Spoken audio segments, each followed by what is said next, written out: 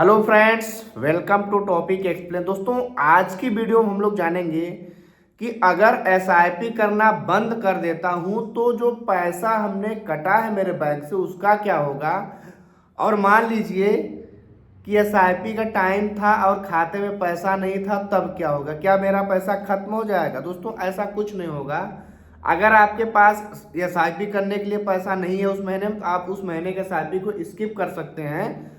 और अगर आप एसआईपी बंद कर देते हैं, जैसे हम आपको बताते हैं एसआईपी कैसे बंद करना है। आप एसआईपी वाले सेक्शन में जाएंगे तो यहाँ आपको कैंसिल एसआईपी का ऑप्शन दिखेगा। आप उस पर क्लिक करेंगे तो आपके मोबाइल पे एक ओटीपी जाएगा, उसको आप डालेंगे तो आपकी एसआईपी कैंसिल हो जाएगी। लेकिन आपने एसआईपी कैंसिल कर दिया, लेकिन अब आप सोच रहे हैं कि आपके पैसे का क्या होगा। देखिए, अब आपने एसआईपी बंद कर दिया है। आपकी एसआईपी कुछ दिन चालू रहेगी, 6 महीने, साल भर या जितने दिन भी चली रहेगी। जो पैसा आपका कटा होगा वो सबसे पहली बात एकदम सुरक्षित निवेश है, उसमें कुछ नहीं होने वाला। वो कुछ कटे उटेगा नहीं। आपने एसआईपी बंद कर दिया, कोई दिक्कत, नो प्रॉब्लम। अब आपका जो इंस्टॉलमेंट जमा हुआ है, जो भी आपका पैसा जमा हुआ है, वो फंड बना रहेगा। और फंड आपका जो भी रिटर्न है कंपाउंडिंग उसके हिसाब से बढ़ता रहेगा। अब एनएबी मान लीजिए बढ़ती है तो आपका भी यूनिट बढ़ती रहेगी, या मार्केट गिरता है तो आप जिस भी फंड में लगाए हैं उसके हिसाब से परफॉर्मेंस करता रहेगा। अब आपके पास कई विकल्प हैं। आप एसआईपी बंद करने के बाद अपना पैसा पूरा रिडीम भी कर सकते हैं। अगर लॉक इन पीरियड आपका नहीं है तो आप पूरा रिडीम कर सकते हैं। मान लीजिए लॉक इन पीरियड है तो लॉक इन पीरियड पूरा होने के बाद रिडीम कर पाएंगे। जैसे ELSS जो लोग टैक्स बेनिफिट लेते हैं उसमें 3 साल का लॉक इन पीरियड होता। अगर वो वाला आपका नहीं है तो आप पूरा पैसा निकाल सकते हैं। अब चलिए उदाहरण आपको बताते हैं। जैसे मान लीजिए आप 2 साल तक हर महीने 2 साल तक हर महीने आप मान लीजिए 2000 के एसआईपी स्टार्ट करते हैं। कितना? 2 साल के लिए।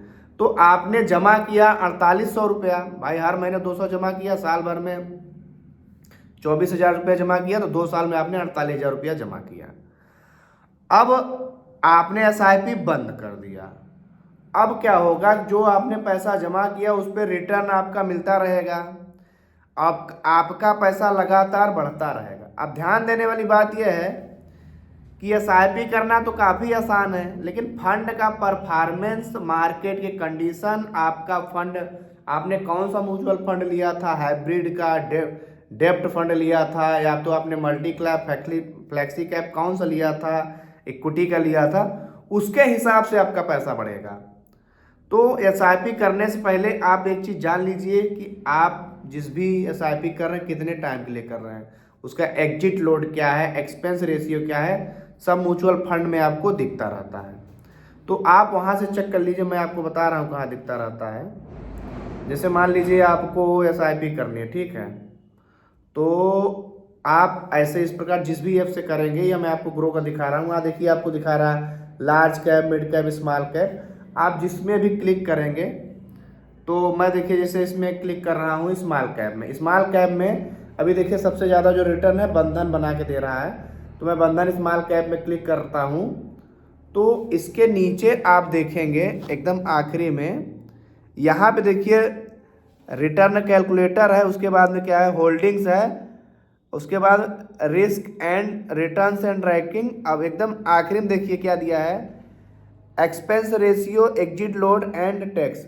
Expense ratio, exit load and tax, इस वाले सेक्शन में आप देखिए। जब आप इस पर क्लिक करेंगे तो यहाँ दिखा रहा है इसका एक्सपेंस रेशियो जो है लगभग ½ % है, यानी 0.4% है।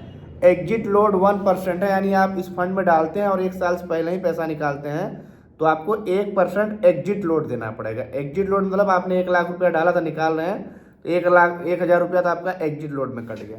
एक्सपेंस रेशियो क्या है, लगभग ½ % है। स्टाम्प ड्यूटी क्या है, 0.005% है। और आपका टैक्स क्या है, आपको कितना बेनिफिट मिलेगा, इस प्रकार से। तो एग्जिट लोड आप जरूर चेक कर लीजिए। मान लीजिए किसी में आपने एग्जिट लोड नॉर्मली 1% का होता है, और ज़्यादातर जो म्यूचुअल फंड हाउस होते हैं 1 साल के अंदर अगर आप निकालेंगे तो 1% का एग्जिट लोड लेते हैं, कुछ का कम होता है ना। अब देखिए, अब आपको समझ में आ गया होगा कि आपकी एसआईपी बंद हो जाती है तो इससे कोई दिक्कत नहीं है।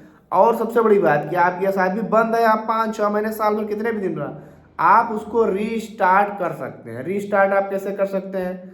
जहां एसआईपी आपने कैंसिल किया हुआ है, आप एसआईपी वाले सेक्शन में जाएंगे तो वहां से आप रीस्टार्ट कर सकते हैं।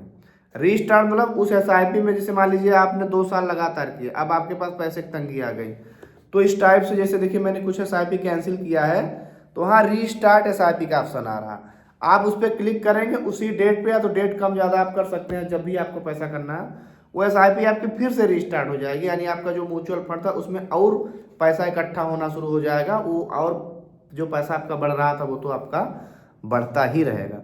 अब आपको एसआईपी कैंसिलेशन रीस्टार्ट संबंधित जो भी डाउट होंगे क्लियर हो गए होंगे। आपका अगर कोई प्रश्न है म्यूचुअल फंड से रिलेटेड, आप हमसे कमेंट पूछिए। मिलेंगे अगली वीडियो में, तब तक के लिए जय हिंद।